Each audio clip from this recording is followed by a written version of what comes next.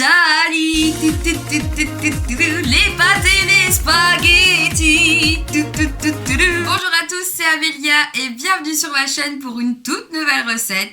Si vous voulez vous régaler, partir en Italie avec vos papilles, je vous conseille de rester branchés pour réaliser cette somptueuse lasagne, poulet, ricotta, épinards, pesto. Pesto, j'en mets par-ci, j'en mets par-là. Dans tous les plats, on adore ça. Pour cette recette, vous aurez besoin de 2 blancs de poulet, de 100 g de gruyère râpée, 50 g de pignons de pain, un demi-litre de lait, 35 g de farine, 40 g de beurre, 250 g de ricotta, mais vous n'êtes pas obligé d'utiliser les 250 g, vous pouvez vraiment en ajouter ou en enlever selon vos envies, de l'huile d'olive, de la pulpe de tomate, des pousses d'épinards frais, de la mozzarella, des feuilles de lasagne, du sel, du poivre, de l'ail et de la noix de muscade, et un bouillon de poule. Moi j'utilise une marmite de bouillon de poule, et du basilic frais que vous aurez déjà coupé et ciselé dans un pot. Avant toute chose, préchauffez votre four à 200 degrés pour accueillir votre lasagne quand elle sera prête. Première étape, la sauce béchamel. Vous allez venir faire fondre votre beurre et y ajouter la farine. Vous allez ainsi obtenir une préparation qui s'appelle un roux. Je vous vois venir, non pas un rouquin, un roux de cuisine. Bref, c'était la petite feinte, pas drôle du jour.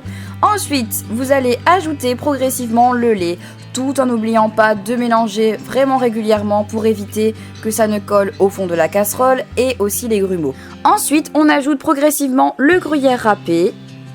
Pour la touche béchamel au fromage, je trouve que c'est plus savoureux pour une lasagne. Ensuite, on assaisonne, sel, poivre et noix de muscade râpée. C'est ce qui va donner en fait toute la saveur à votre sauce béchamel. Si vous ratez l'assaisonnement, c'est vrai que la sauce ne sera pas aussi bonne et la lasagne non plus, forcément.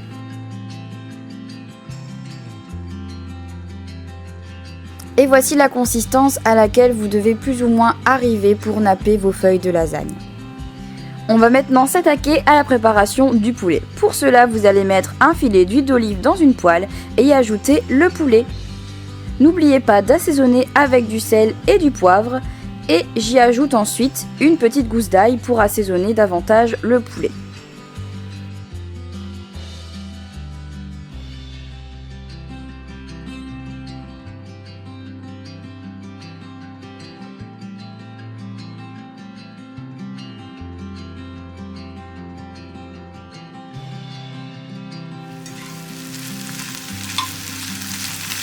Bienvenue le poulet, faut pas qu'il soit cramé. On le laisse bien brunir, le poulet va bien cuire.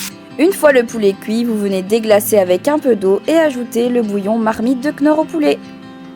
Vous essayez de napper l'ensemble du poulet avec le bouillon. Poulet caramélisé, ok. Pour la réalisation du pesto, vous ajoutez vos pignons de pain, l'équivalent de 3 cuillères à soupe d'huile d'olive, le basilic frais et vous allez venir mixer le tout pour obtenir une pâte bien lisse que vous allez incorporer ensuite à votre lasagne. Ajoutez un peu d'eau et de crème fraîche si nécessaire si jamais la préparation n'est pas assez mixée. Et maintenant l'étape que tout le monde attend, le montage des lasagnes. Pour ce faire, on va venir napper le fond du plat avec la sauce béchamel et la recouvrir des feuilles de lasagne. Ensuite, venez ajouter la pulpe de tomate à laquelle j'ai ajouté 5 tomates cerises pour le côté un peu plus gourmand et avoir tout simplement des morceaux de tomates dans la lasagne. Au-dessus de la pulpe de tomate, venez mettre les jeunes pousses d'épinards frais pour ajouter le côté coloré. Par-dessus ces jeunes pousses, je viens en mettre de manière aléatoire la ricotta. Et puis les morceaux de poulet caramélisés. Ensuite, on va venir remettre une énorme et onctueuse couche de béchamel. Ah oui, on n'a rien sans rien, hein. C'est la superbe sauce béchamel. On revient mettre des feuilles de lasagne et on répète la première opération jusqu'à arriver en haut du plat.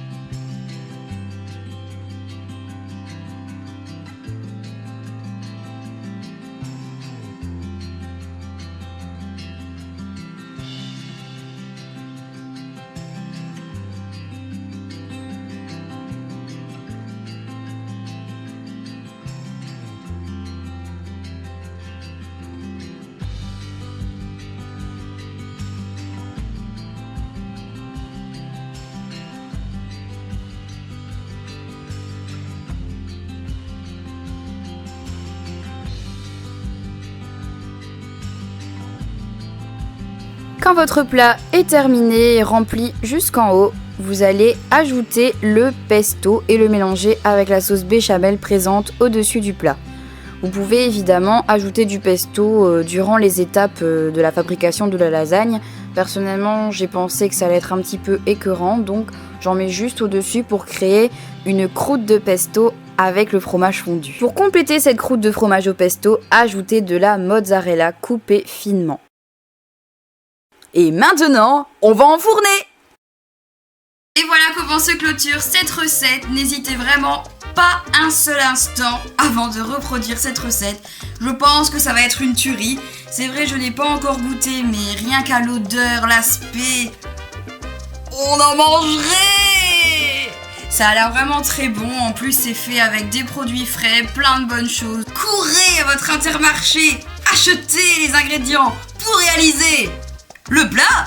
En tout cas, vous m'en direz des nouvelles dans les commentaires ou sur ma page Facebook qui est dans la barre d'infos. En attendant, je vous fais de gros bisous, prenez soin de vous et à bientôt pour une prochaine recette. Bye bye!